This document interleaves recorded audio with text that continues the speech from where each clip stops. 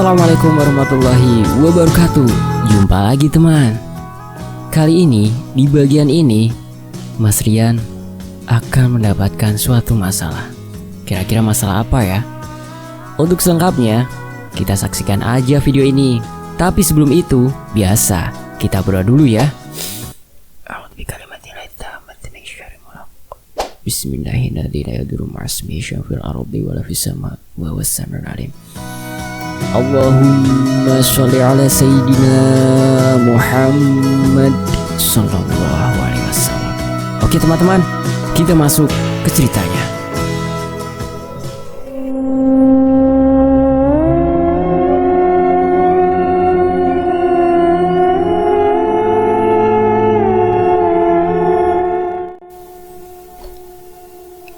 Aku turun dari motor dan berjalan ke arah kerumunan orang banyak itu yang sedang mengerumuni seseorang yang menjadi korban kecelakaan.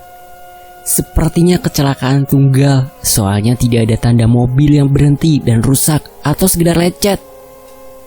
Bapak-bapak yang tadi memberhentikanku terus memegang tanganku sambil sesekali terisak.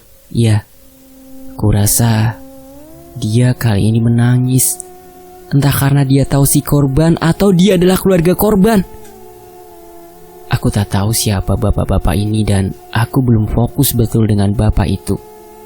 Mata ini tertuju pada kerumunan itu saja. Aku berusaha masuk ke kerumunan itu dan menerobos untuk melihat siapa korban itu. Sedikit takut memang. Aku belum biasa melihat korban kecelakaan secara langsung. Aku terus menembus kerumunan itu. Suasana ramai riuh, banyak yang beristighfar. Ada yang menelpon polisi, ada yang sekedar melihat saja, dan yang aneh kenapa tidak ada yang memanggil ambulan. Mungkin karena jarak terlalu jauh dari rumah sakit, makanya mereka tidak terpikir untuk memanggil ambulan. Namun, ada beberapa orang mencoba memberhentikan mobil sebagai sarana untuk membawa korban ke rumah sakit. Setelah sampai di depan si korban, aku begitu terkejut dengan apa yang aku lihat. Terlihat seorang berjas hujan berwarna biru dongker dengan pakaian rapi dan masker yang sudah tahu lagi. Ya, korban itu adalah bapak-bapak yang aku temui di lokasi sebelum jembatan gantung itu. Bapak-bapak yang beradu kecepatan denganku di sepanjang jalan yang akhirnya aku membiarkan dia untuk pergi duluan. Dan yang membuatku sangat terkejut adalah kondisi dari bapak itu sudah terlentang dengan kepala yang benar-benar membuatku takut. Tubuh bersimbah darah dengan badan yang masih kejang. Kenapa aku bisa takut dengan kepala bapak korban ini? Karena kepala bapak ini pecah dengan ada bekas pecahan dari jidat hingga ke mulut dan terlihat menganga. Ditambah lagi, bapak ini tidak langsung meninggal. Namun di lain masih kejang, korban ini terus mengeluarkan suara. Terdengar seperti suara kambing atau sapi saat disembelih. Aku yang tak kuat melihat hal seperti ini langsung berbalik dan menjauh. Dengan panik aku hanya bisa terdiam sambil melihat kondisi sekitar. Kenapa tak ada yang memanggil ambulan? Saat dalam kepanikan, aku teringat tentang temanku yang bekerja di salah satu puskesmas di daerah yang tak begitu jauh dari lokasi. Ya, walau tetap memerlukan waktu lama, aku mencoba menelponnya yang kebetulan juga dia adalah sopir ambulan. Sesaat setelah aku menelpon temanku yang ternyata bisa untuk datang, bapak-bapak yang tadi kembali menarik aku untuk menuju ke depan lagi. Aku sempat menolak, tapi dia terus memohon. Aku masih belum fokus pada bapak ini, namun sepertinya dia sangat sedih dengan apa yang terjadi. Selang beberapa menit, suara yang dikeluarkan, korban berhenti bersamaan dengan kejangnya dan terlihat tubuh itu terkulai lemas. Aku melihat bapak-bapak yang menghentikanku, sepertinya dia sangat sedih hingga tak bisa menutup tangisnya lagi. Innalillahi.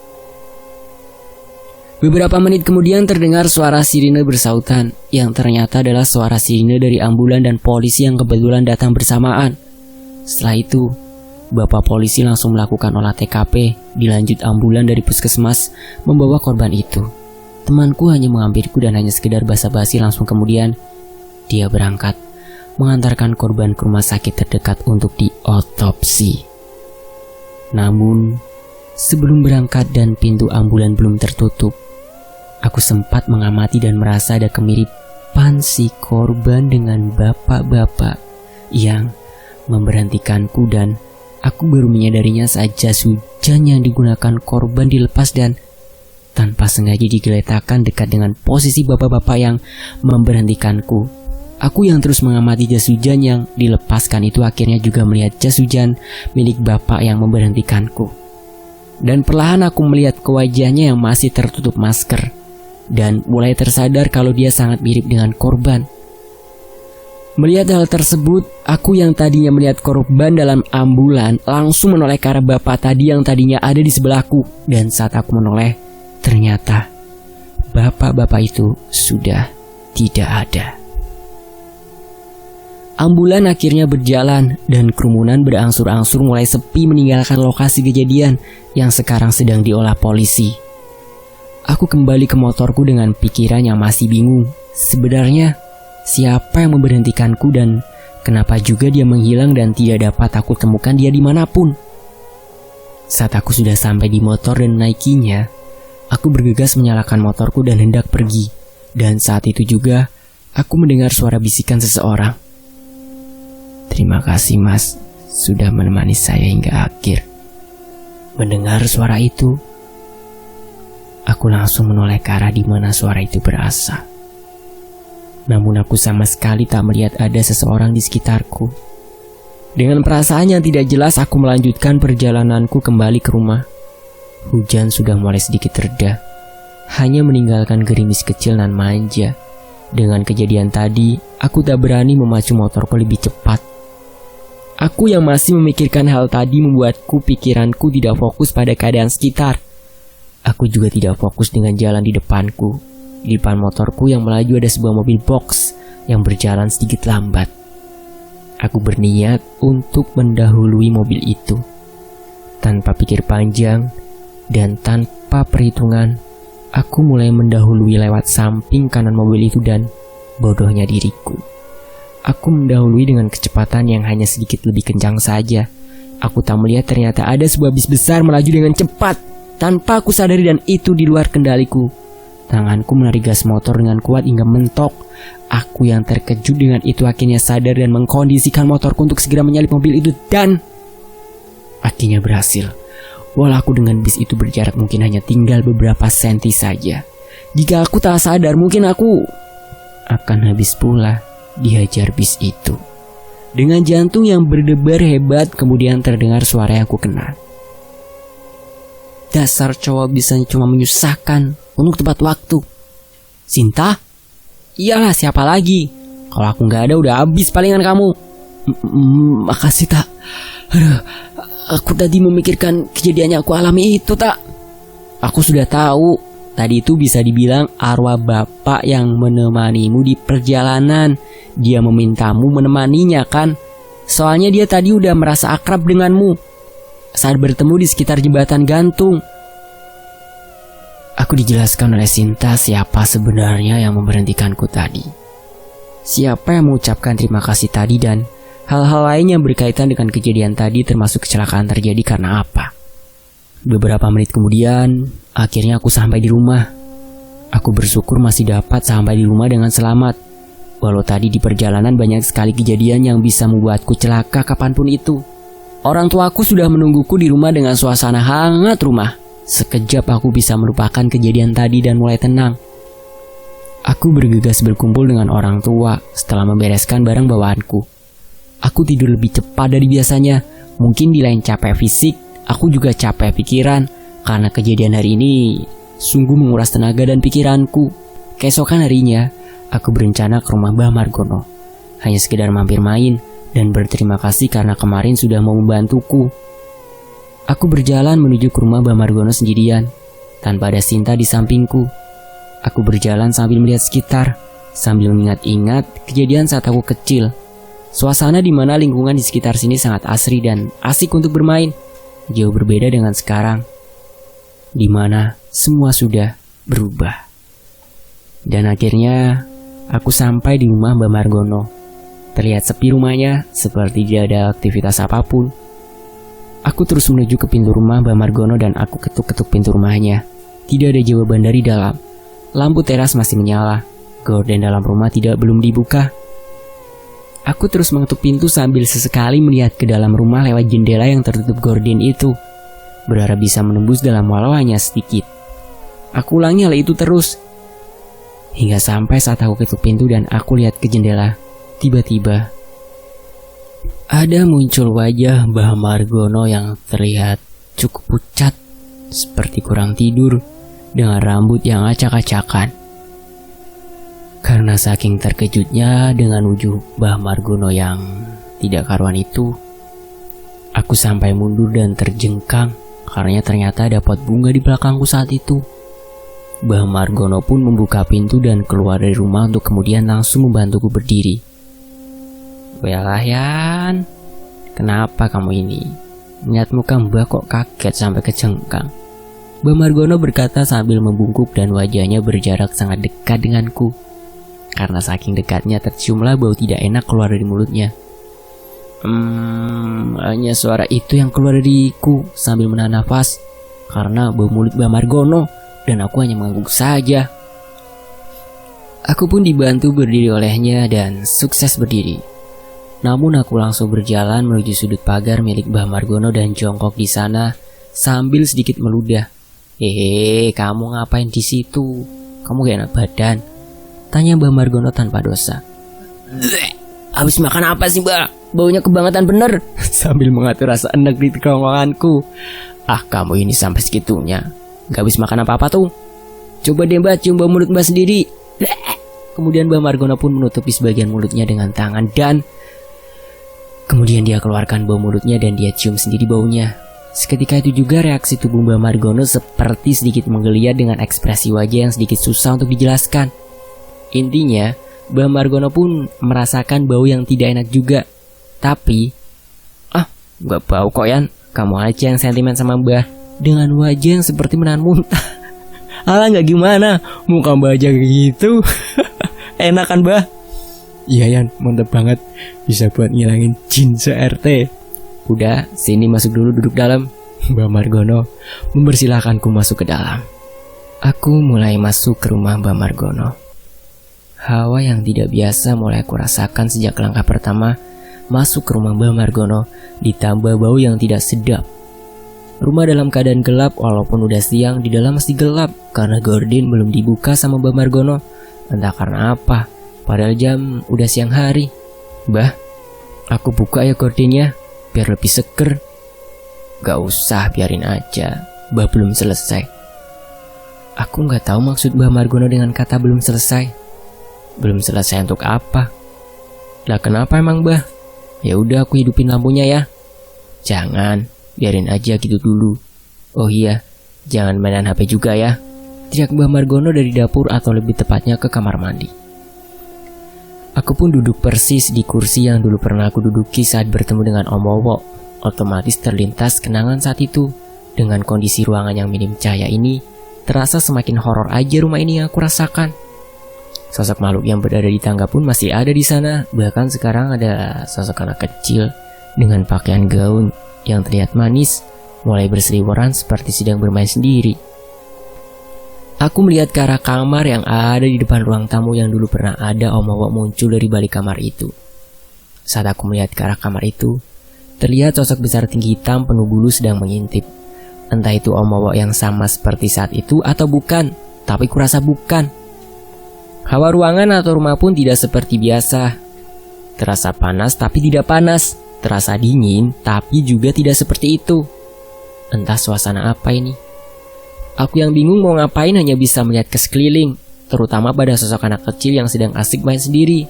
Lari ke sana kemari, lompat sana lompat sini, naik turun tangga hingga akhirnya dia terjatuh. Aku hendak menolongnya. Tapi saat aku hendak menolongnya, tubuh sosok anak kecil itu seperti tenggelam. Dia sedang menangis dan tubuhnya mulai tenggelam. Karena melihat sosok itu tenggelam, dan setelah benar-benar tenggelam, sosok itu tak terlihat lagi, namun suara tangisannya masih terdengar. Aku terus mengamati suara tangisan itu. Tangisan yang awalnya terdengar jelas di bawah perlahan mengecil dan semakin lama semakin menghilang. Tapi sebelum benar-benar menghilang, suara tangisan itu kembali menguat dan kencang. Hingga aku sadari, tangisan itu berasal dari atas karang. Aku menengok ke atas dan terlihat sosok anak kecil itu di atas langit-langit dan mulai timbul. Hingga akhirnya, dia terjun dari langit dan cepak. Karena aku tak berani menangkapnya, sosok anak itu langsung mengempas ke lantai. Dan sosok itu seperti jeli yang terjatuh ke lantai, alias ambiar di lantai. Melihat tubuhnya berhamburan, aku sempat merasakan mual. Dan sosok itu malah cekikikan dengan riangnya. Sepertinya dia sengaja melakukan itu untuk iseng. Sudah gak heran. Kebanyakan sosok anak kecil yang aku temui pasti dia iseng. Entah menggelindingkan kepala, mencopot tangannya, dan hal ini. Tak berapa lama Mbah Margono pun datang dari arah dapur sambil membawa minuman dan beberapa cemilan. Kali ini Mbah Margono udah sedikit enak dilihat. Belum 100% enak. Karena, ini Yan, Mbah buatin es teh buat kamu. Mbah tahu kamu gak suka kopi kan? Jadi Mbah buat kopi sendiri. Sama ini bau udah wangi dan seger. Sambil Mbah Margono berkata, dia meniupkan angin dari mulutnya untuk membuktikan. Iya percaya Mbah, udah ganteng juga. Ya walau belum 100% sih. Lah kenapa Yan? Udah mentok ini Mbah dandannya. Oh, aku tahu ini pasti gaya kerennya Mbah kan. Tapi masa iya gitu ya? Emang ada yang tertarik dengan dandanan seperti itu? Udah wangi, udah sisiran, udah cuci muka, udah gosok gigi. Emang apa lagi yang kurang? Ya masa iya sih? Pasta gigi bekas gosok gigi belepotan di kanan kiri gitu. Atau itu kayak gaya zaman Mbah muda? Seketika itu juga Mbah Margono langsung mencari kaca dan bergegas ke kamar mandi lagi untuk membersihkan wajahnya. Beberapa saat kemudian, Mbah Margono kembali dengan wajah yang sudah sangat bersih. Nah, ini baru ganteng. Udah biasa aja. Mbah, ini kenapa sih gorden gak boleh dibuka? Lampu gak boleh dihidupin. Ditambah lagi Mbah Margono, tadi keadaannya gak karuan. Emang Mbah lagi apa sih? Ya ini Yan, Mbah lagi ngurusin sosok yang beberapa hari lalu gangguin kamu. Ternyata lumayan dia kekuatannya. Lagian mau diapain sih Mbah? Buat apa coba dibawa pulang? Bener dulu Sinta, mau dibinasain dia. Mbah ngerasa dia ada potensi bisa diatasi, biar dia nurut sama kita. Tapi sepertinya ritual akan lama. Mbah Margono terus menjelaskan tentang mengapa dia tidak mengizinkan Sinta untuk membinasakan sosok itu. Ternyata Mbah Margono ingin memeliharanya. Entah untuk apa aku tak mengerti. Saat kami sedang asik ngobrol, tiba-tiba dari ruangan di atas terdengar suara. Brak, brak, brak. Suara seperti ada seseorang yang sedang berusaha mendobrak sebuah pintu. Sontak aku dan Mbah Margono berdiri dari kursi yang kita duduki dan melihat ke arah atas. Makhluk-makhluk yang tadi di tangga dan anak kecil yang tadi iseng langsung bergerak mendekati kami dengan ekspresi seperti ketakutan. Sosok anak kecil yang tadi iseng mendekatiku dan melihatku dengan ekspresi mau nangis ala anak kecil. Tapi aku cuekin, takutnya dia iseng lagi. Namun sosok Om Wowo yang tadi hanya mengintip di kamar, kali ini mulai keluar karena mendengar suara itu. Terlihat Om Wowo seperti akan bersedia menyerang. Mbah Margono mulai bergerak ke atas sambil berkata, "Itulah Yan, dia lagi berontak terus. Itu juga kenapa Mbah tadi keadaannya kucel gak karuan, karena mau ngurusin dia." Dan saat itu juga terdengar suara yang sama, namun lebih keras dari yang tadi. Dan setelah itu Mbah Margono terus melangkah naik dengan cepat. Aku yang mengikuti di belakangnya, namun sedikit jauh hanya berani berjalan pelan sambil mengamati keadaan sekitar. Brak! Yan, hati-hati dia lolos. Jangan sampai pintunya terbuka. Aku yang kaget sekaligus takut langsung memakai cincin pemberian Mbah Margono ke waktu itu untuk berjaga-jaga. Beraninya kau patwa. Sosok wanita itu berteriak hingga terdengar ke lantai bawah di mana aku berada. Aku tak tahu harus melakukan apa. Aku hanya bisa terduduk di kursi sambil ketakutan, ditemani setan cilik yang juga ketakutan dengan suara wanita itu. Namun, tiba-tiba Mbah Margono melangkah turun ke bawah. Hanya kurang 2 atau 3 anak tangga, Mbah Margono diserang oleh sosok itu, hingga membuat Mbah Margono terjatuh. Om Wowo yang mungkin udah menjadi salah satu peliharaan Mbah Margono datang membantu Mbah Margono. Om Wowo memberi beberapa serangan yang kelihatan sia-sia karena tak ada yang berhasil mengenai wanita itu. Namun saat itu tiba-tiba harum wangi yang sudah biasa aku cium muncul, dan seketika itu juga di hadapanku muncul. Pasti teman-teman tahu ya siapa yang muncul. Admin sampai di sini dulu ya. Istirahat dulu nih teman-teman. Doakan ya biar stamina admin tambah kuat gitu. Dan terima kasih buat teman-teman ya udah menyimak sejauh ini. Admin undur diri dan wassalamualaikum warahmatullahi wabarakatuh. Sampai jumpa di bagian berikutnya. Tetap di Fakta Sejarah.